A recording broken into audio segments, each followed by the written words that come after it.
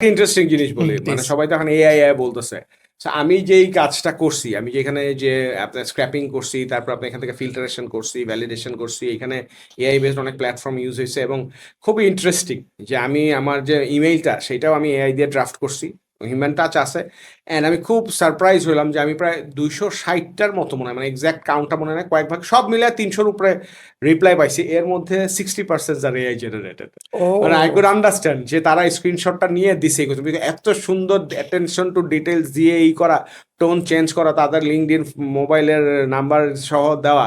So এটা actually মানে আমার কাছে খুব মজা লাগছে যে আমি আবার তারা যেটা সেই রিপ্লাইগুলো দিত আমার চ্যাটজিপিটিতে একটা থ্রেডই আছে, এনআরবি রিপ্লাইস। ওই থ্রেডের মধ্যে যে আমি ওনার স্ক্রিনশটটা দিয়ে আবার আমি কি কোটা ভাবিও দিতাম। সো তারাও হয়তো বুঝতো। সো শিফটিং, মানে behaviour shifting is happening for AI as well. But obviously emotion সব জায়গাতেই ছিল।